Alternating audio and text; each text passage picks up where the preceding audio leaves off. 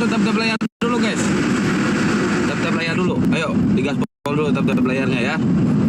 Kita sampai pagi kita buka Komal. Ayo. Saya sekarang udah mulai aktif lagi guys, buka Komal ya. Udah mulai santai, nggak sibuk kayak kemarin.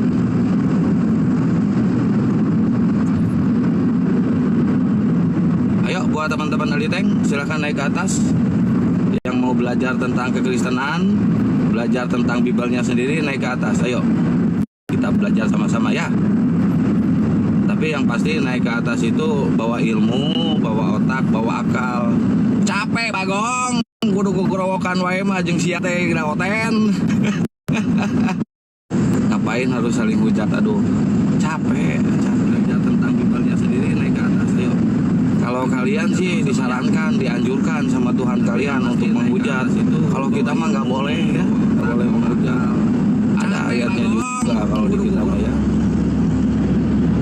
Kalau kita duduk bareng satu meja ya, satu kursi dengan si penghujat itu ya, yang orang yang bebal, tegal tengkuk, kita sama aja dengan mereka ya. Jadi nggak boleh, harus ditinggalkan mereka yang seperti itu ya.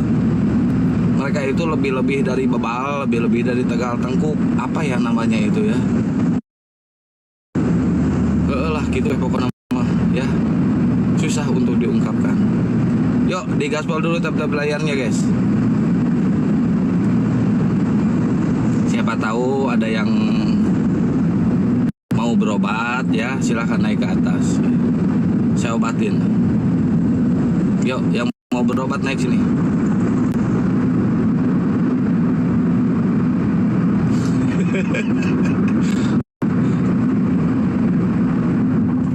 Mau kemana? Mau ngambil kaos. Ternyata di mobil kaos ukurannya beda sama warnanya. Warna hitamnya habis. Kemarin ada yang ngeborong. Alhamdulillah ya. Sok teman-teman, kalau ada yang mau beli kaos Gurunda Juma ya, silahkan WA ke Akang ya. Ada warna hitam, ada warna putih, ada lengan pendek, ada lengan panjang ya. Tangan pendek 10.000, tangan pendek 10.000. Tangan panjang maliang, tangan panjang maliang. Ya. Saya belajar dari orang Padang untuk jualan kaos ya. Tapi alhamdulillah bisa. Tiap hari saya promosikan ya biar cepat habis. Ayo di WA ke Akang ya. Nomor WA-nya ada di PT-nya Gurunda tuh. Di PT Gurunda yang kaos, lihat ada itu nomor WA-nya, WA ke Akang ya.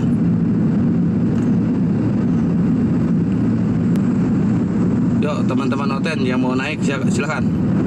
Tapi jangan sampai nggak bawa ini kalian, nggak bawa otak. Harus bawa otak ya, harus bawa ilmu.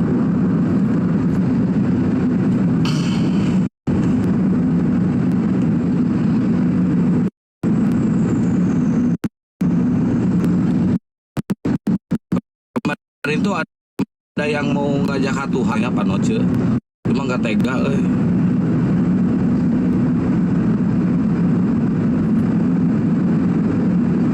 Ada yang apa ya, saya sama gambar ini aja. Nggak ada gambarnya, yang Gurunda aja satu gambar Gurunda doang, yang nenek Mukiper sama yang Sahadat. Nggak boleh ada dua gambar, apalagi sama perempuan nggak boleh dong ya. Yang Gurunda aja, nanti di sana Teh Mima beli poster sendiri, tempelin kalau keluar gitu ya. Jadi berdua itu tempelin aja ya. Jadi biar berdua tempelin sendiri, tempelin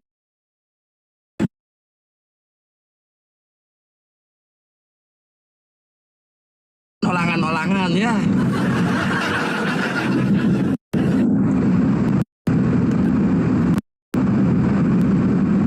Ayo naik sini, jangan malu-malu teman-teman Oten. Di gaspol dulu tap layarnya guys. Lopornya di gas ya, biar apa?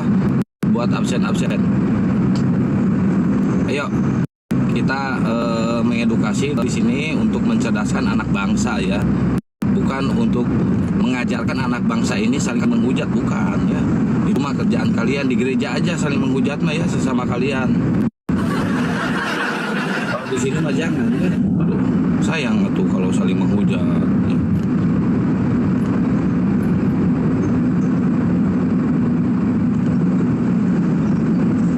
Coba kalau ada pendeta yang berani aja debat online ya, enak kayaknya. Kita kasih sarana dan prasarananya buat mereka ya. Tapi nggak mau sih, nggak ada yang mau. Ada si Luga buluk, si Luga mah aduh. Warahmatullahi wabarakatuh. Udah bau amis si Luga mah nggak pantas untuk debat offline. Sama aja kita menghadapi nugelo.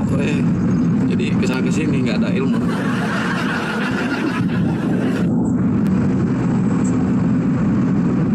Waalaikumsalam warahmatullahi wabarakatuh. Sri Kumis. Kau dengan panjang ukuran S? Nggak ada atuh ukuran S mah, paling kecil ukuran M. Emang badannya segede apa sih? Itu mah versi anak kecil dong, ya. Masa kalian ini, ya Allah. Cobaan ya Allah, sabar.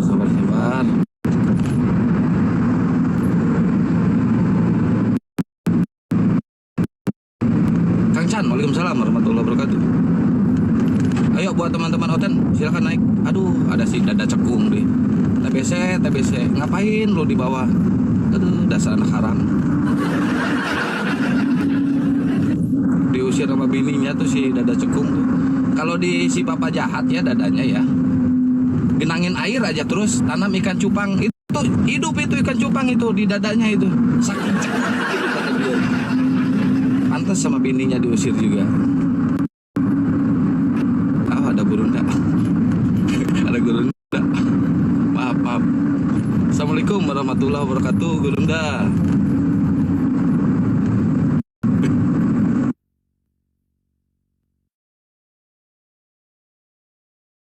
Sinyalnya kayak gurunda ini.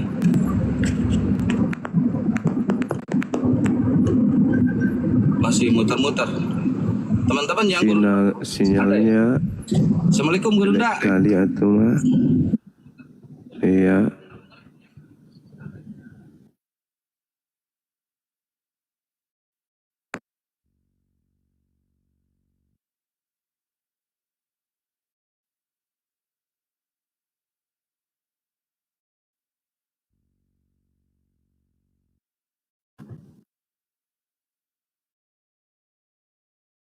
Nggak bagus.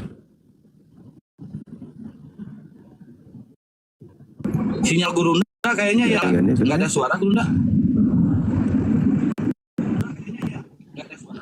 Iya.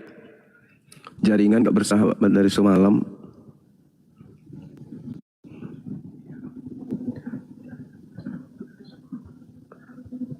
Jaringannya dendam sama aku kayaknya.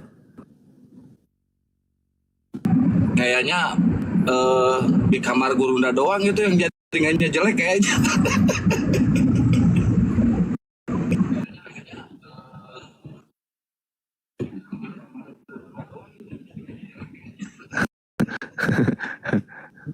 Iya tuh, jelek kali pun. Kayaknya harus pindah ini ke mana? Ke plafon.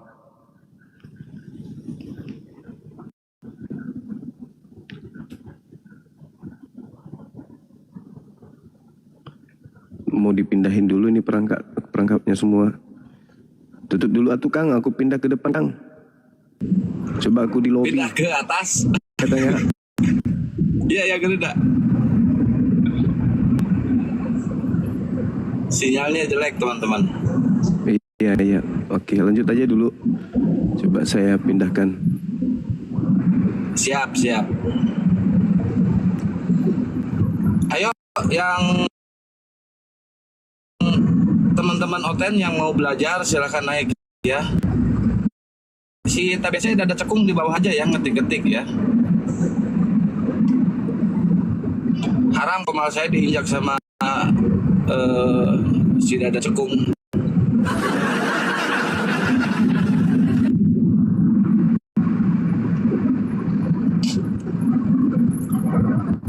Ya teman-teman Oten, terutama buat para pendeta, pastor, atau biarawati yang ingin belajar tentang kekristenan, belajar tentang kebibelan, silakan naik ke atas ya. Yuk, kita bahas sejarah penyaliban. Saya belum bisa bikin judul lagi sambil nyetir, bentar lagi sampai.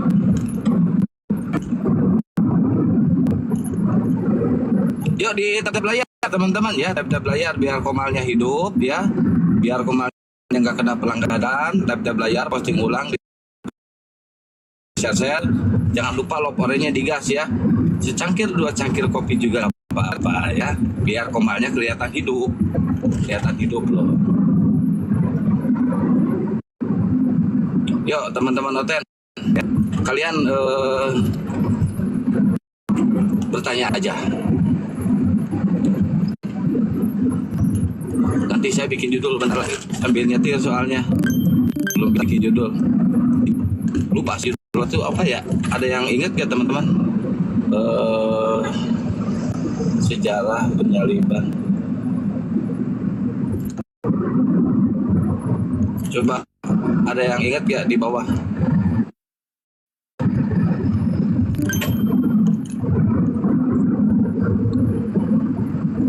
Oten sekarang lagi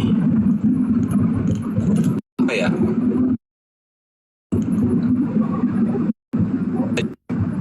Oh iya, latar belakang penyaliban. Latar belakang penyaliban, betul. Ayo teman-teman Oten, kita diskusi santuy ya, yang mengedukasi. Kalau bisa kalian on cam kalau bisa ya, biar nanti saya modulatorin kalian diskusi dengan Gurunda. Ayo, tapi on cam ya. Kalau yang nggak on cam paling dikasih waktu 2 menit untuk menjelaskan latar belakang penyaliban.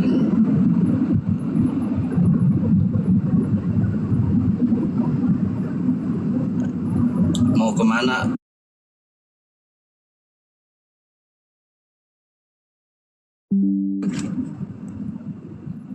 Kalau ada yang bisa ngejawab pertanyaan Gurunda ya teman-teman Oten, nanti saya kasih etolnya gini nih, ada foto Gurundanya nih, etolnya ada foto Gurundanya sama saya nih berdua ya. Nanti dikasih isinya ya, 500.000. Ayo, kalau ada Oten yang bisa menjawab pertanyaan dari Gurunda ya, saya kasih etol, nanti isinya 500.000 Gurunda ya.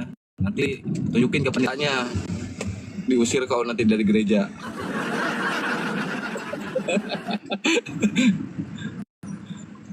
Ayo teman-teman Aliteng, sini naik.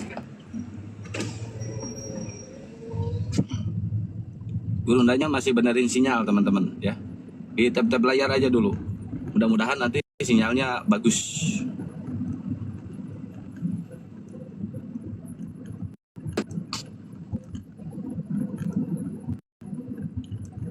Aliteng, mau belajar nggak kalian? Kalian jangan bodoh terus loh, jangan dibodoh-bodoh sama pendeta terus loh. Kalian itu harus wajib pintar, jangan pengen dibodohi terus. Masih ini ya, latar belakang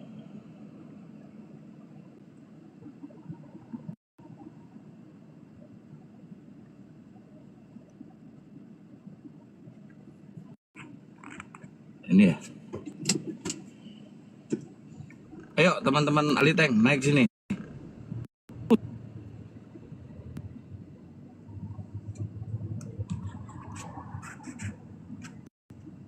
Nah ini judulnya keren ya, latar belakang penyaliban. Ayo pokoknya ya, jelaskan sama kalian sedetail mungkin latar belakang penyaliban itu. Apakah itu dari Yahudi ya, atau kemauannya si siapa itu yang botak itu tuh.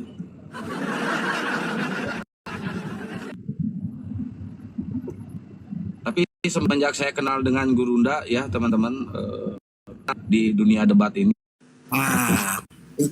belasan, emang nggak ada satupun dari Kristen-Kristen ini yang bisa mengalahkan Gurunda ya. Kalau dulu zaman di jemaat-jemaat biasa kaleng-kaleng yang suka menghujat itu jarang. zaman di Jum. Kebanyakan pendeta yang debat itu. Ada yang dari Malaysia, pendetanya yang dari Singapura itu si Yusuf itu, pendeta Yusuf itu tuh. Gak ada yang mampu. Kalau pendeta mah sebentar langsung mik gitu kan. Waalaikumsalam warahmatullahi wabarakatuh. Iwan Billah. Ya makanya udah waktunya kalian bisa membuktikan kalau emang penyaliban itu karya Tuhan bukan karya iblis. Waalaikumsalam warahmatullahi wabarakatuh. Ayo dibantu dulu tab-tab layarnya guys, diposting ulang, di share-share ya ke oten-oten, bantu share-share ya. Siapa tahu mereka ada yang nonton di mana gitu, di share-share ya teman-teman. Dan jangan lupa laporannya buat absen-absen biar komalnya hidup.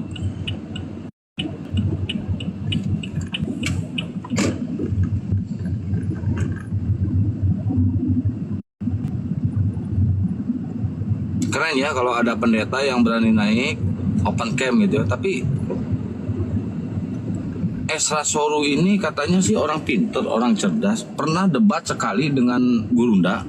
Masalah apa ya? Temanya itu apa ya? Ketuhanan atau apa? Di Komal, tapi debatnya di Komal. Baru juga sejam lebih. Esa Soru ya, ini Esa Soru ya. Asli Esa Soru. Mungkin masih ada videonya di Komalnya, di YouTube-nya Gurunda, di Zulkifli M. Abbas official. Masih ada tuh sama Esa Soru. Baru juga sejam lebih. Apa coba yang terjadi guys? Kabur. Kamu kabur. Sama kayak MYM. Ditanya sama Gurunda, wahyu apa yang pertama kali diterima oleh Yesus?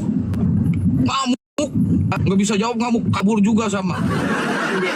Pendeta MYM, sekelas MYM loh itu. Morowali Yanto Mandar itu MYM, kabur juga sama. Ini Oten bukan nih? Waalaikumsalam warahmatullahi wabarakatuh. Videonya ada nggak? Ada di channel YouTube-nya Gurunda, Zulkifli M. Abbas official. Ditengok aja di situ. Ada kalau sama MBM 2 kali debat di Zoom ya. Tapi kalau sama Esa Soru sekali debatnya, kabur, nggak kuat. Kalau jemaatnya sih bisa dikibulin, bisa dibohongin. Yang dilawan Gurunda ya mampus lah dia. Ya Bang Ri, selamat siang Bang Ri.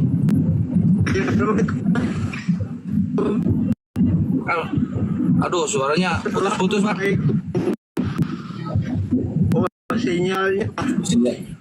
Sinyalnya jelek kali ini. Di bawah dulu aja Bang. Itu sekelas MYM 2 kali debat sama Gurunda, kabur. Ditanya, wahyu apa yang pertama kali diterima oleh Yesus? Malah ngamuk-ngamuk. Malahan PPT mungkin ada tuh. Jangan debat sama si Juma, goblok itu. Juma nggak boleh debat lagi, jangan dilawan. Saya nggak bakal lagi debat sama dia. Ngamuk-ngamuk, curhat sendiri. Assalamualaikum Gurunda, udah bagus sinyalnya.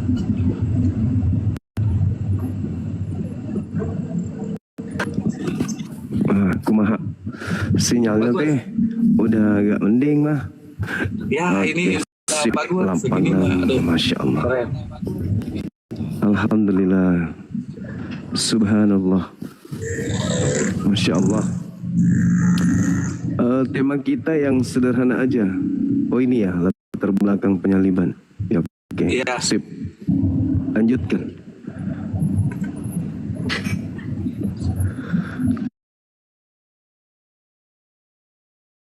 Mana nih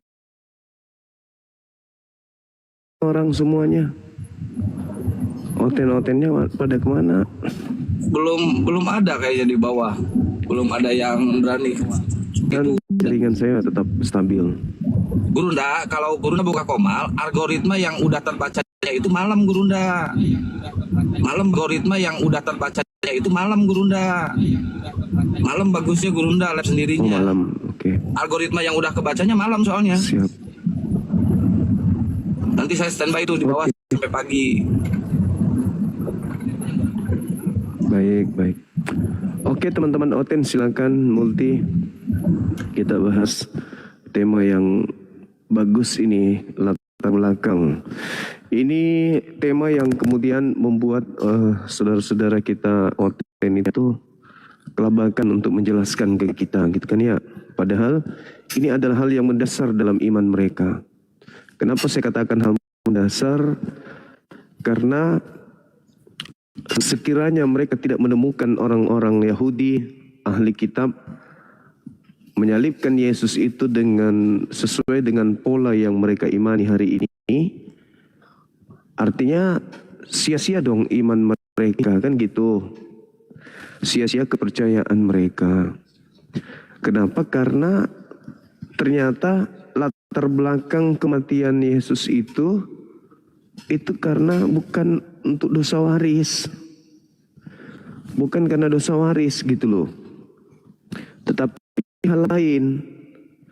Artinya kalau dosa waris ini diusung oleh pemahaman Kristen, itu sudah dinubuatkan. Dinubuatkannya kapan? Dinubuatkannya di mana? Kalau di kitabnya orang Yahudi itu nonsen. Itu hanya cocokologi. Kenapa? Karena yang menyalib Yesus itu adalah ahli kitab, yang punya kitab, orang Farisi, mahkamah agama. Artinya bahwa kalau dikatakan ada nubuat, memang ada berdasarkan Bible. Tapi nubuatnya itu adalah nubuat tahun itu juga, tahun penyaliban Yesus. Artinya bukan dari kitab-kitab lain, melainkan hanya tertulis di dalam kitab Yohanes 11 itu, bahwa imam kepala saat itu bernubuat Yesus harus mati untuk bangsa Israel saja, bukan untuk orang Kristen gitu. Maka memang ini materi yang sangat berat. Kenapa materi ini sangat berat? Karena ya ini dasarnya ini, apakah betul ada di dalam kitabnya orang Yahudi nubuatan penyaliban? Kalau ada, kenapa imam kepala harus membuat nubuat lagi? Kan gitu. Jadi yang untuk menjelaskan ini ya wajib hukumnya saudara kita Kristen. Cuman kalau menjelaskan itu yang masuk akal sesuai dengan data dong. Kita ini kan sasaran pemurtadan gitu. Yang mau dimurtadkan kan kita. Yang mau kemudian dibibelin kan kita. Yang mau dijadikan murid dari makhluk yang keluar dari tanah pada hari Minggu pagi itu kan kita, umat Islam. Maka kita harus mendengarkan alasan-alasan yang ilmiah, alasan berdata, alasan yang rasional gitu. Masakan kita disuguhkan sesuatu kita nggak teliti dulu, kan diteliti dulu.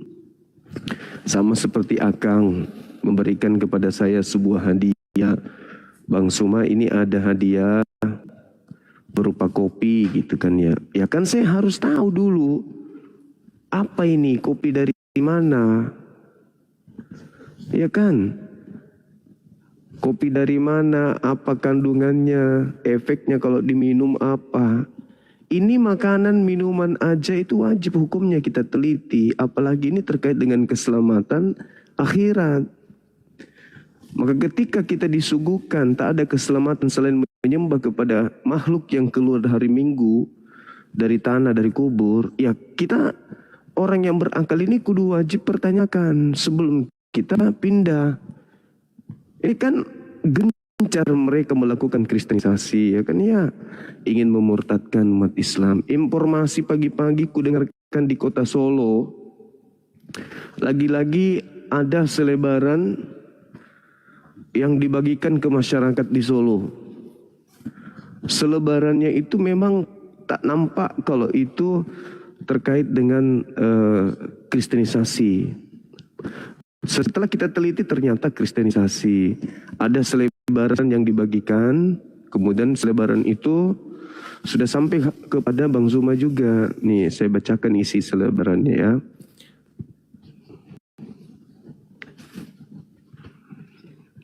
Ini mengerikan sekali teman-teman sekalian.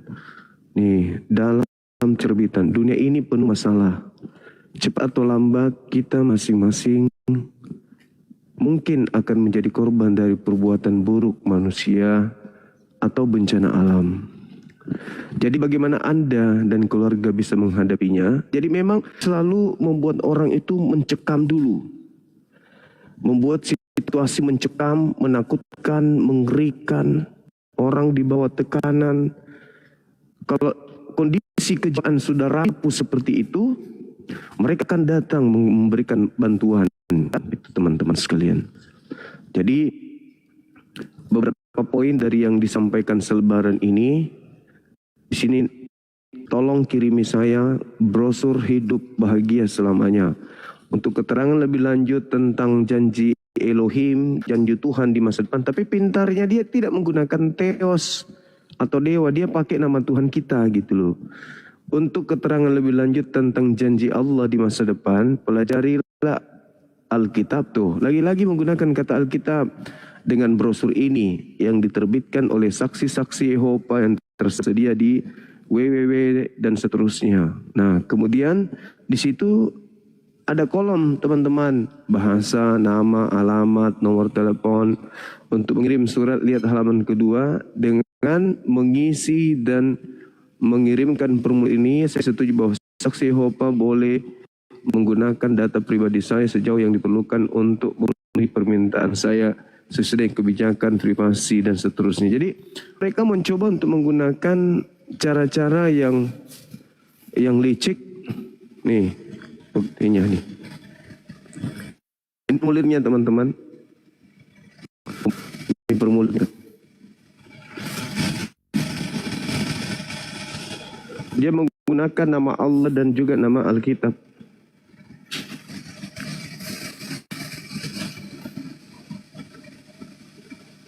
Selebarannya dibagikan itu, teman-teman sekalian.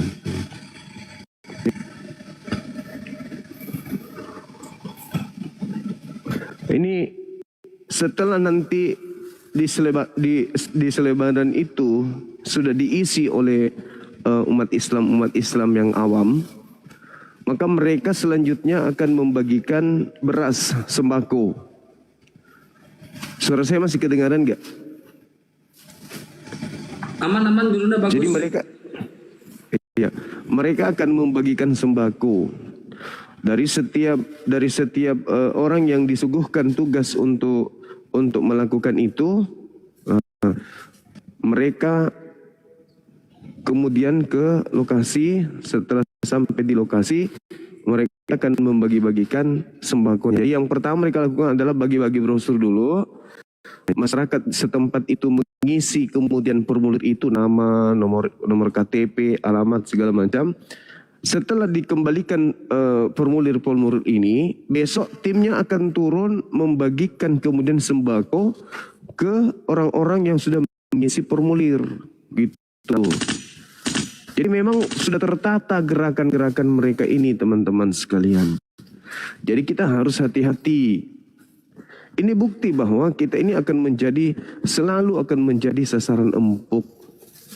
Nanti kalau sudah dikasih bantuan seperti itu, serahkan KTP, identitas, isi formulir, tanda tangan, mereka sudah memiliki legalitas untuk melakukan aksi mereka. Jadi pertama sembako dibagi terus sembako, lalu kemudian nanti lama-lama diajak kajian, lama-lama diajak berdoa, lama-lama nanti semakin jatuh cinta, akhirnya dibaptis. Itulah pekerjaan mereka tuh. Ya teman-teman sekalian. Ini informasinya di Solo, di kota Solo teman-teman. Jadi mereka memang menentukan satu titik yang mana nih yang mau kita jahiliakan dulu. Yang mana yang kita mau jahiliakan. Jadi mereka punya target yang mau dijahiliakan ini misalnya. Maka sebisa mungkin mereka akan turun ke sana. Nah, kita ini sebagai korban atau sebagai target korban mereka untuk dijahiliakan, ketika diajak kemudian untuk apa? Untuk menyembah atau dibaptis atau dilakukan pembibelan kepada kita, ya kita harus tanya dulu, apa latar belakang penyaliban itu terjadi? Untuk apa? Siapa pelakunya? Apa manfaatnya? Terus data dari mana kita temukan informasi kita diselamatkan dari penyaliban ini? Itu semua harus jelas. Itu semuanya harus kemudian dipahami dulu. Maka kita buka Qomal ini minta penjelasan dari saudara-saudara kita Oten. Kan mereka gencar melakukan kristenisasi itu. Nah, kita harus tanya. Masyarakat awam itu kan nggak ngerti. Mereka mana mau ngerti, mana mau bertanya. Yang penting datang kasih sembako, kami terima. Kan gitu. Jadi kita harus mempertanyakan ini kepada tokoh-tokoh mereka. Latar belakang penyaliban itu apa? Biar seluruh masyarakat Islam tahu. Oh, latar belakang penyaliban itu gini. Jadi kalau misalnya ternyata tidak sesuai dengan data yang ada, ya jangan gadaikan iman dengan sembako. Kalau sudah terpaksa diterima sembakonya, silakan aja selama itu halal kan ya. Yang penting bukan daging babi yang dikasihnya. Kan ceritanya nih bakti sosial. Dia membagi-bagikan kemudian sembako. Tapi ada tujuan akhir. Apa tujuan akhir itu? Ya membaptis. Mengajak kemudian orang Islam awam ini untuk meninggalkan agamanya. Nah, ini yang perlu diperhatikan. Kemudian makanya tema ini harus selalu dibawa, harus selalu dibahas, harus selalu diuraikan di Qomal-Qomal. Supaya umat Islam awam ini tidak kemudian tergadai imannya hanya dengan sebungkus Indomie. Sekira begitu, Kang. Suara saya masih kedengaran kan? Aman Gurunda, jelas banget, Masya Allah. Ayo buat teman-teman Oten, silakan naik ke atas. Ya. Kita diskusi dengan tema latar belakang penyaliban. Ini keren banget ya. Kalian harus menjelaskan loh, wajib menjelaskan kalian. Jangan kalian juga nggak tahu latar belakang penyaliban itu untuk apa. Kebanyakan dari mereka nggak tahu.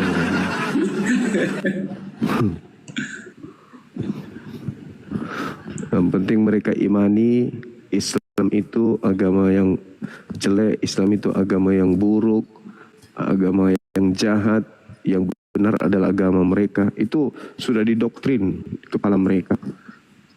Islam itu agama yang buruk. Itu sudah terdoktrin dari sejak kecil mereka itu. Didoktrin. Nah, inilah tugas kita untuk membuka pikiran mereka, wawasan mereka, supaya mereka itu bisa melihat secara meluas Islam ini seperti apa, dan juga sekaligus melihat agama mereka ini ternyata seperti itu. Karena itulah sekali lagi buka ruang, buka Qomal, bahas terus, gaungkan terus kelemahan-kelemahan yang ada di mereka, yang mereka sebenarnya tidak sadari gitu. Silakan, Kang. Ya, ada dua pendapat di mereka itu. Ada yang pendapatnya karena apa? Politik katanya. Ada juga yang karena dosa waris. Ini yang benar yang mana? Yang politik, yang dosa waris? Kayaknya yang politik nih menjurus 90% ke benernya itu juga. 99,100%.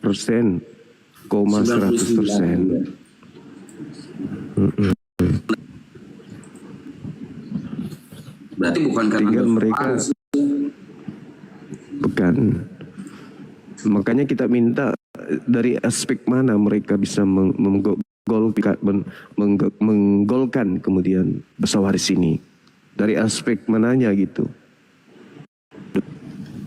Karena nggak ada celah di mana latar belakang daripada penyaliban itu adalah karena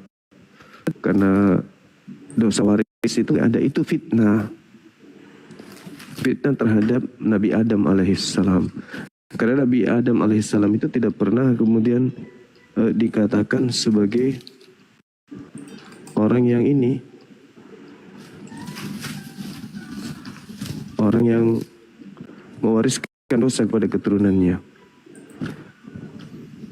Kalau di Al-Quran kan ada Gurunda, Nabi Adam itu bertaubat, memohon ampun kepada Allah. Kalau di mereka ada nggak di Bible Gurunda? Apa tuh? Kalau di Al-Quran kan ada tuh Nabi Adam memohon ampunan kepada Allah, bertaubat di Al-Quran ya, bertobat kepada Allah. Kalau di Bible ada nggak Gurunda itu? Iya. Kalau di mereka, iya. Kalau dikatakan Adam bertobat itu tidak ada secara langsung. Akan tetapi di dalam kitab mereka dikatakan, kitabnya Yahudi ya, yang mereka ambil maksud saya. Di situ dikatakan bahwa Adam dan keturunannya laki dan perempuan itu diberkati Tuhan. Diberkati. Kalau diberkati kan berarti tidak dikutuk kan? Di Kejadian 1:28, Kejadian 5 nomor 2. Adam dan keturunannya diberkati Tuhan. Ya kalau diberkati berarti kan tak ada dosa, nggak dikutuk. Itu makanya ketika legalitas permusuhan berasal dari Tuhan itu sendiri di dalam Kejadian 3 nomor 15 itu, artinya kita bisa ukur siapa sebenarnya keturunan setan di sini. Keturunan setan itu selalu bermusuhan dengan Adam. Keturunan iblis itu selalu membenci Adam. Keturunan setan itu selalu memfitnah musuhnya. Siapa musuh setan? Adam dan keturunannya. Nah, sekarang ketika kemudian dikatakan bahwasanya Adam alaihissalam ini mewariskan dosa, itu fitnah atau itu kebenaran? Kalau dia kebenaran pasti ada data. Kalau tidak ada kebenaran berarti fitnah. Kalau fitnah berarti dasarnya kebencian. Kebencian itu datangnya dari musuh Adam dan keturunan Adam. Sekarang siapa musuh Adam yang berani-berani memfitnah Adam? Iblis. Maka muncul pertanyaan, mereka ini keturunan siapa? Apakah keturunan iblis dalam rupa manusia atau keturunan Adam yang sudah kerasukan iblis? Apakah mereka ini keturunan Adam yang sudah terpengaruh oleh iblis, atau memang mereka keturunan iblis yang muncul menyerupai manusia? Karena Yesus juga pernah mengatakan kepada manusia loh, iblislah yang menjadi bapakmu. Berarti dengan kata lain Yesus menuduh orang-orang manusia ini sebagai anak-anak iblis. Berarti ada anak iblis yang menyerupai manusia, yang kehendaknya kemudian tidak berkesesuaian dengan kehendak Tuhan. Mereka mengatasnamakan Tuhan, tapi yang mereka lakukan adalah kehendak iblis. Mereka lah yang disebut anak-anak iblis. Maka muncul pertanyaan, kenapa mereka ini sangat membenci dan sangat dengki terhadap Adam alaihissalam, sampai mereka memfitnahnya bahwa Adam mewariskan dosa. Mana warisan itu? Di mana tertulis? Di mana Tuhan pernah mengutuk Adam? Tunjukkan datanya. Kalau tidak ada, berarti sama dengan mereka ini bisa dikatakan sebagai keturunan orang-orang yang benci kepada Adam alaihissalam. Orang-orang yang memusuhi Adam alaihissalam. Sementara dalam Bible yang mereka gunakan, di situ dikatakan musuh Adam dan keturunan Adam adalah iblis dan keturunannya. Kalau itu sampai terjadi, ngeri kawan. Kenapa? Karena Al-Quran mengatakan wa ikhwanuhum yamuddunahum fil ghayyi tsumma la yukasirun. Al-Quran yang menerangkan itu, bahwa sebagian dari anak keturunan Adam itu adalah bersaudara dengan iblis. Mereka membantu iblis di dalam mendurhakai Tuhan pencipta langit dan bumi.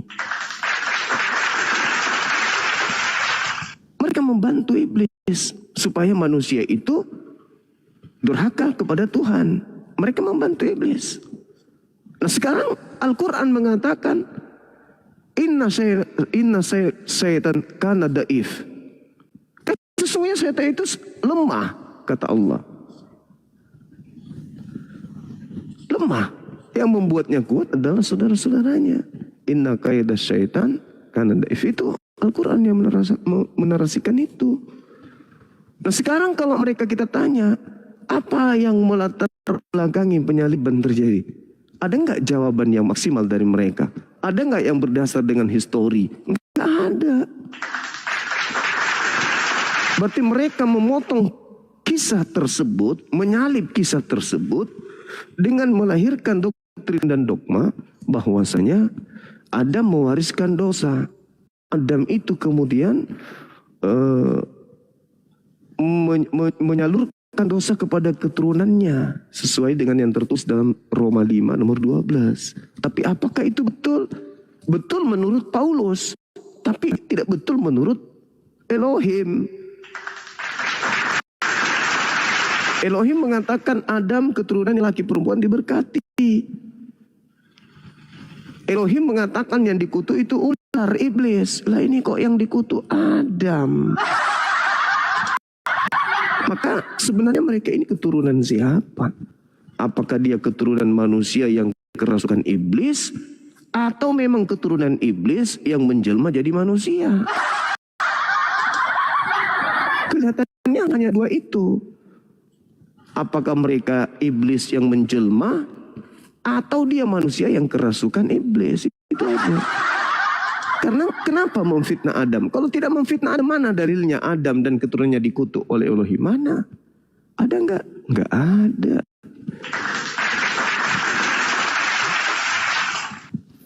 Oke Kang, saya kira begitu. Saya ada telepon dari teman.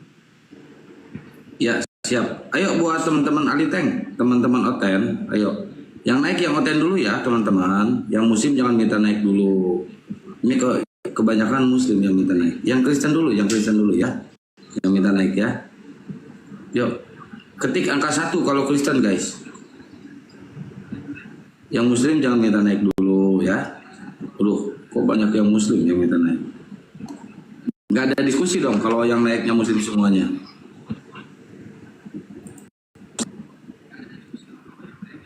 Yang ngetik angka 1 berarti Oten. Yang ngetik angka 2 berarti bukan Oten.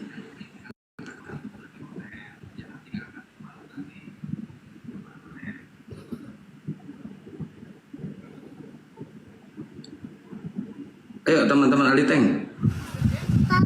Naik sini. Assalamualaikum warahmatullahi wabarakatuh. Gurunda, Kang Santang, Kang Kit Santang. Waalaikumsalam warahmatullahi wabarakatuh. Assalamualaikum warahmatullahi wabarakatuh. Lanjut, Gurunda, izin mute. Bang Abi lagi ngasuh ya? Assalamualaikum warahmatullahi wabarakatuh. Pak Petra. Waalaikumsalam warahmatullahi wabarakatuh. Weh, pulang-pulang mau Gerinda, nanti tidak bisa bugis. Macam apa? Bentar daging itu. Enggak, siapa tahu nanti kalau mandi Jakarta nggak bisa belogaknya pulang gitu loh. Nanti jadi lu gue ya. Enggak lah. Enggak lah. Tidak mungkin itu terjadi. Masalah generasi ya. Masalah generasi.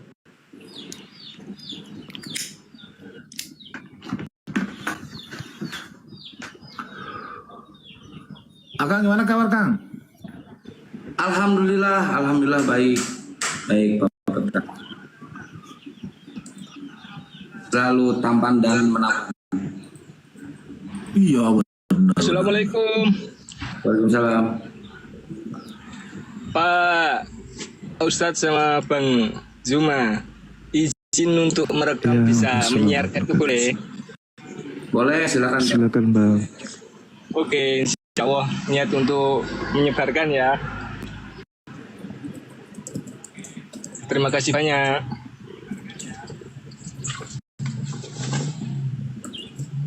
Sama-sama, Bang. Waalaikumsalam.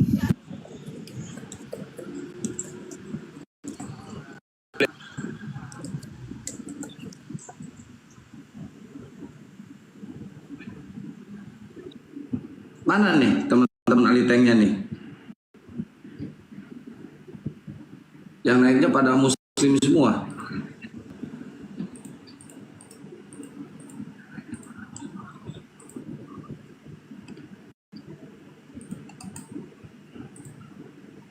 Padahal ini waktunya kalian untuk menjelaskan loh sejarah penyaliban.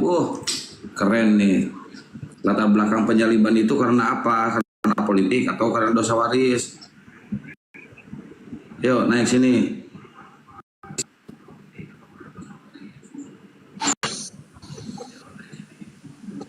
Halo Daniel. Daniel. Ya. Selamat siang, Daniel. Ya. Ya, halo. Ya, Daniel. Leo, selamat siang, Leo. Selamat siang, selamat siang. Dari Kristen, Bang. Kristen. Oh, baik. Nah, ini Bang, temanya Bang. Latar belakang penyaliban. Oh, gitu ya. Pakai Ya. B harusnya, bukan Baik. pakai P, penyalipan itu. Ya, Penyalipan, ya biar aja lah maklumi, kita maklumi ya. Jadi gini, di Kemal ini kan Muslim, ya. Saya tahu Muslim itu nggak percaya bahwa yang disalib itu Yesus. Dijawab aja Sekarang Bang, latar belakangnya Bang. Latar Sebentar. belakang penyalipan Iya. apa menurut Anda Kan gitu nggak aja lah. percaya kan kalau yang disalib itu Yesus. Terus sekarang bicarakan di Koma tentang latar belakang penyalipan Yesus. Kan begitu. Berarti teman-teman Muslim sudah percaya dong kalau begitu. Bahwa yang disalib itu Yesus, kan begitu. Logikanya dibalik itu kan seperti itu. Jadi teman-teman Muslim sudah mulai percaya bahwa yang disalib itu Yesus. Apa seperti itu ya? Jadi gini Bang, kami ini kan sasaran pemurtadan. Umat Islam itu sasaran kristenisasi. Artinya kami diajak untuk murtad, meninggalkan agama kami yang memuliakan manusia yang lahir suci di tengah-tengah kaumnya Bani Israel, yang diangkat dengan kemuliaan ke langit, tidak tersentuh oleh jamahan orang-orang kafir, laknat terhadap dirinya. Kemudian kami bertemu dengan para Kristen misionaris di mana-mana, kemudian memiliki kesempatan untuk mengajak umat Islam ini untuk murtad. Maka kami sebagai pemerhati umat Islam, dalam hal ini sebagai penggiat dakwah sosmed, menilai bahwasanya ini harus kita tuangkan dalam sebuah pemikiran dan tindakan. Bahwa saudara-saudara kita Kristen harus memberikan alasan utama dulu ketika menjual atau menjajakan produk berupa Kristen untuk menjadi Kristen, pengikut Kristus. Sah-sah saja selama itu masuk akal dan berdasar terhadap data, baik berdasarkan gramatikal ataupun sejarah. Nah, yang kami ingin tahu kemudian, ketika misalnya nih ada sebuah informasi yang sangat akurat, sudah bertahun bahkan beribu tahun, itu tidak pernah berubah polanya. Misalnya di dalam Markus 16 nomor 12. Itu kan sejarah yang ditulis berdasarkan dengan penuturan penulisnya. Kenapa dikatakan sejarah?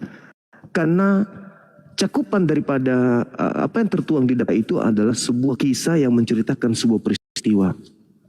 Kita lihat di situ dikatakan gini, dan Yesus kemudian menampakkan diri kepada kedua murid itu dalam rupa yang lain. Nah, di sini akan memunculkan banyak polemik, multitafsir, yang cakupannya tentu ada Yesus, tapi Yesus dalam bentuk rupa yang berbeda dengan rupa Yesus. Itu sederhana itu, kalau pakar bahasa Indonesia pasti ngerti tuh. Yesus menyatakan diri, Yesus menampakkan diri, Yesus memperlihatkan diri setelah beberapa hari tidak nampak. Tapi penampakan Yesus ini dalam rupa lain. Di situ akan muncul banyak pertanyaan. Dari mana penulis tahu kalau itu Yesus? Apakah penulis sebelumnya tahu wajah Yesus yang sebelumnya? Apakah kemudian Yesus mengajarkan kepada penulis, aku Yesus loh, tapi sekarang pakai muka baru ya, wajah lain? Atau ini hanya sebuah peristiwa yang cakupannya hanya ilusi, melihat sesuatu tidak sesuai dengan apa yang kemudian ditorehkan dalam catatan? Nah, maka muncul pertanyaan, kalau Yesus yang datang dalam rupa lain ini, dari mana Markus tahu kalau itu Yesus? Dan nampak dengan rupa siapa? Apakah rupa wanita, rupa ibunya, rupa bapak tirinya, atau rupa yang mana? Ini banyak pertanyaan. Maka karena banyaknya pertanyaan yang tidak akan mungkin tersentuh oleh jawaban yang akurat, kecuali ambigu, maka kami menarik kesimpulan yang harus kita cari benang merahnya adalah apa sih yang melatar belakangi penyaliban itu. Kalau di Islam nih, kami sudah final. Ketika Nabi Isa alaihissalam datang di tengah kaumnya Bani Israel, Allah memberitakan kabar itu kepada Nabi Muhammad secara gaib.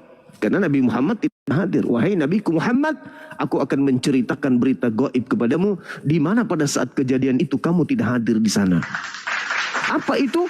Adanya seorang wanita suci yang soleha, yang menjaga dirinya dari kemaksiatan, dari perbuatan tercela dan seterusnya, hamil atas kehendakku biiznillah, atas kehendakku, atas kehendak Allah. Maka kemudian hamil melahirkan seorang anak, di mana anak tersebut dari kecil aku perlihatkan mujizat melalui beliau. Inni Abdullah atani alkitab wa ja'alani nabiyyan. Lalu setelah dia dewasa, dia mengajak Bani Israel, fattaqullaha wa atiun, bertakwalah, takutlah kepada Allah dan taatlah kepadaku, turutlah kepada apa yang aku lakukan. Namun kemudian beliau melihat pembangkangan demi pembangkangan kaumnya, maka beliau menyeleksi kaumnya. Man ansari ilallah, siapa di antara kalian kaumku yang akan membantuku untuk berdakwah, mengajarkan Injil kerajaan Allah kepada manusia, kepada Bani Israel. Di kelompok mereka terbagi dua. Ada yang mengatakan nahnu, kami yang akan membantu Isa putra Maryam untuk berdakwah tentang tauhid. Nahnu ansarullah, kami yang akan membantu untuk menegakkan agama Allah. Terpecah menjadi dua. Yang satu adalah angkatan benar, yang satunya adalah angkatan jahat. Penyaliban adalah rekayasa angkatan jahat. Muncul pertanyaan, apa latar belakangnya?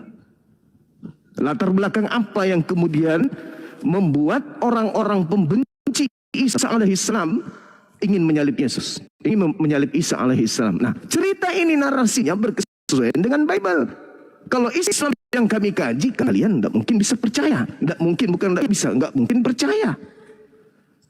Selama doktrin dan dogma masih melekat pada diri kalian. Maka kami bertanya kepada kalian yang melakukan aksi-aksi pemurtadan dan kristenisasi, apa sih yang melatar belakangi sampai ahli Taurat itu ingin menyalib Yesus? Penting untuk kami tahu. Apakah betul sesuai dengan dogma gereja? Untuk nebus dosa? Untuk menghapus dosa warisan, untuk menghilangkan kemudian dosa yang diwariskan Adam. Apakah itu betul latar belakang tersebut? Maka yang memiliki kewajiban untuk menjelaskan itu adalah saudara kami Kristen. Silakan. Baik Bang Suma, yang dapat saya tangkap dari pemaparan Anda itu seolah-olah Anda mau mengutip seluruh isi Alkitab, Anda ngeborong semua dan sampaikan. Sementara esensi pertanyaan saya tentang judul ini belum secara lugas Anda jawab, tapi Anda sudah bolak-balik bicarakan tentang ayat Alkitab, ya.